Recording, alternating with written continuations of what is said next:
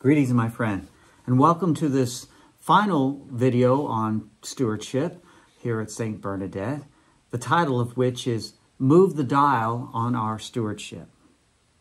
When last we spoke, I shared that Jesus is at the center of our collective parish stewardship, and that as individual disciples, we each ultimately come into our own through our service to one another.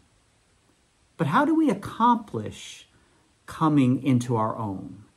How do we deepen our communal life and in so doing discover our unique mission and contribution in Christ? We must take a leap of faith, grow our trust, and entrust ourselves to Jesus' summons. The hardest nut to crack in all of this, it seems to me, the greatest leap of faith to take is usually with our money, to be frank. Given the consumer mindset within which our society exists, money holds a particularly influential place in our priorities and our values. Money is how the consumer exercises power over their environment. So our dealings with money offer a profound opportunity to grow in trust. I remember my first encounter with the intoxicating power of money. I was just a little boy. My family was getting ready to go on a vacation to the Rocky Mountains. And we had a big green station wagon, which back then, I don't even know if it had seat belts. We just piled in there and rolled around in there and took it on road trips. I distinctly remember for that trip somehow saving up $30 for the trip. A fortune for a little boy in the mid-70s. I'd gone to the bank, which is behind our house, and I'd gotten, I exchanged my coins and whatnot, and I got 30 crisp, brand new dollar bills. I remember I just kept counting them over and over and over again. And then as we went on this trip, I sat in the back seat just behind my mom, who was on the right side of the front seat. And I remember just sitting there counting the money over and over again, trying to keep my brother's hands off of it. Once we were in the Rocky Mountains, I can remember walking through the gift shops there, trying to decide if I should spend any of my fortune on the wonderful treasures that the stores had. I remember they had coonskin hats, they had coconut monkeys, they had wooden rubber band guns. That was particularly attractive to me. My problem, though, was not that there wasn't wonderful things to spend my money on. The problem is that I didn't want to let go of the power of holding these 30 crisp new dollar bills. The power of money is intoxicating to us consumers. It's built into us. No wonder our alarms go off every time somebody dares to get up in front of church and want to talk about money. What was Jesus's opinion? Remember his parable of the dishonest steward? We find it in the Gospel of Luke, chapter 16. You'll remember the story. The steward's master caught him cheating and demanded an accounting. So scared, he starts to call in his master's debtors one by one and further rig the books in their favor in anticipation of being soon fired by his master. If you recall, the steward says he didn't want to dig ditches. The last line of the parable says this, "And the master commended that dishonest steward for acting prudently." Why does God hold this guy up to us? What does Jesus see in him that we disciples should imitate? Surely it's not his dishonesty. Well, it's not. It's that this guy realizes that everything is going to be revealed in the light. This guy realizes that everything he has belongs to the master. And this guy, realizing this, methodically begins to use the stuff accordingly.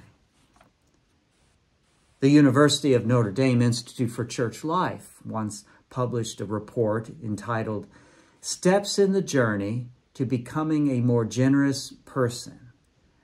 The report demonstrated that the two most distinctive, decisive factors in promoting financial generosity among American Catholics are, one, purposely deciding to give away more money, and two, adopting habitual systematic practices of giving.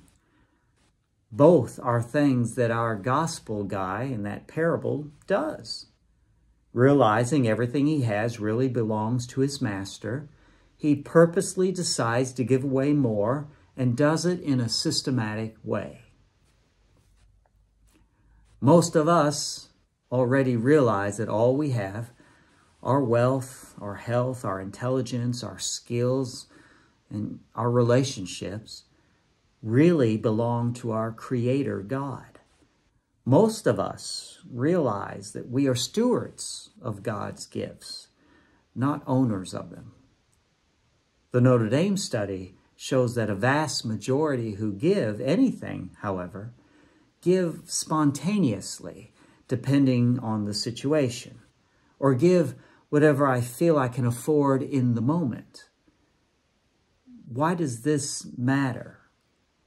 Why does Jesus hold up intentionality and habitual practices to us as desirable attributes of a good steward? Not because he simply wants more cash in the collection basket. I think rather it is because when I, with forethought, give away some of my 30 crisp new dollar bills, when I intentionally give away some of my power, my security, my control, it is an act of trust in God and God's reliability, God's dependability. It is a leap of faith that can shape me. Simply giving away what I have left over, or what I may spontaneously be moved at any given moment to give away, does little to transform me into a Christ-trusting disciple, the type of disciple I'm summoned to be. And so this year, I invite you to join me in prayerfully discerning, calculating what a leap of trust would look like in your life or in mine. It is that intentional discernment, you see, that becomes our offering to God. And so as we wrap up our stewardship exploration in these 3 videos, I want to prayerfully ask that you discern. Think about what you've heard.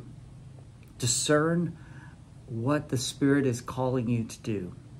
Perhaps it's a gift of more of your time. Perhaps it is a latent talent within you that you feel you can bring to the mission of the church to advance it. Maybe it's an investment of more of your treasure into the mission of the church to advance it. Whatever it happens to be, I would ask that you prayerfully discern how you can methodically and systematically, in a steady way, bring that gift to the feet of the church. And in that discernment, in that methodical giving of yourself, see your soul transformed. Once again, I thank you for the gift of your time and listening to these musings of mine on what Catholic stewardship is for us today. Together as a parish, we will continue to advance in our discipleship. And together as a parish, we'll continue to hold one another up to the glory, the greater glory of God. May God bless you. May God bless our parish. Thank you.